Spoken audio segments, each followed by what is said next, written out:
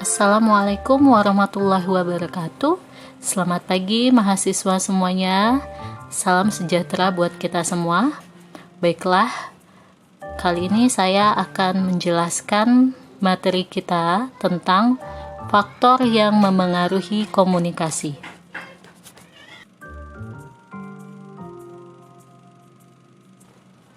Ada 7 faktor yang memengaruhi komunikasi. Yang pertama yaitu kredibilitas. Dalam bentuk proses komunikasi, seseorang komunikator akan sukses apabila ia berhasil menunjukkan source of credibility, yang artinya menjadi sumber kepercayaan bagi komunikan kepada komunikator, ditentukan oleh keahlian komunikator dalam bidang pekerjaannya serta dapat tidaknya dipercaya. Kredibilitas atau tingkat kepercayaan seseorang kepada seorang pembicara dapat terbentuk dari expertise, trust, and attractiveness. Keahlian atau expertise yaitu kesan yang dibentuk penerima tentang kemampuan sumber komunikasi persuasi yang berkaitan dengan topik yang dibicarakan. Dapat dipercaya atau trustworthiness yaitu merupakan kesan penerima tentang sumber komunikasi yang berkaitan dengan wataknya seperti kejujuran, ketulusan, bersikap adil, bersikap sopan. Dan yang terakhir yaitu daya tarik komunikator atau attractiveness, yaitu meliputi daya tarik fisik maupun non-fisik dari komunikator. Kredibilitas bisa kita contohkan dengan sebuah larangan minum jamu bagi ibu hamil yang diterangkan seorang bidan atau seorang dokter ahli kandungan. Selanjutnya, yang kedua yaitu isi pesan. Isi pesan atau bahan materi yang dipilih untuk dikomunikasikan. Untuk syarat keberhasilan komunikasi ini, pesan harus dapat direncanakan. Kemudian, menggunakan bahasa yang mudah dimengerti. Yang ketiga, menarik dan sesuai dengan kebutuhan penerima pesan. Yang keempat, bermanfaat bagi penerima pesan. Kemudian, yang kelima, harus jelas, tidak samar-samar.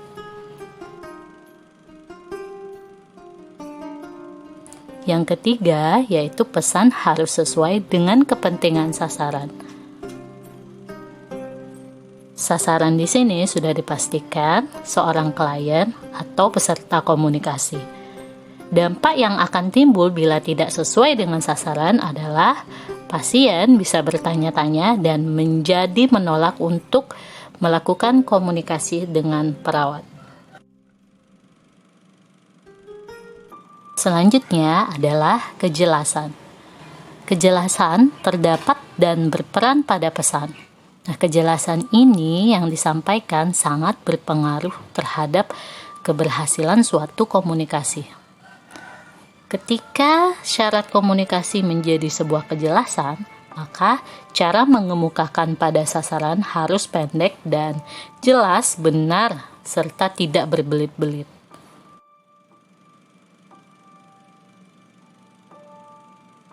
Kemudian kesinambungan dan konsistensi, di mana pesan yang akan disampaikan harus konsisten dan berkesinambungan. Hal yang perlu diperhatikan yaitu tentunya seorang perawat harus memiliki perencanaan yang matang dengan apa yang akan disampaikan. Kemudian pentingnya menyampaikan rencana tindak lanjut atau rencana yang akan dilakukan di lain waktu bersama dengan klien. Kemudian terdapat saluran. Saluran di sini merupakan media komunikasi yang kita gunakan ketika berhadapan dengan peserta komunikasi atau pasien. Misalnya saja memberikan penyuluhan kepada murid sekolah dasar dengan menggunakan flip chart atau gambar. Maka akan berbeda antara kelas 1 dengan kelas 6.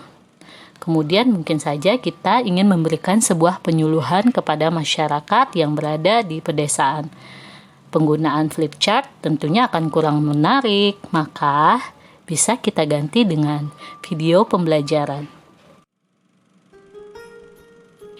Kemudian yang terakhir yaitu kapabilitas sasaran, di mana sebuah kemampuan penerima pesan.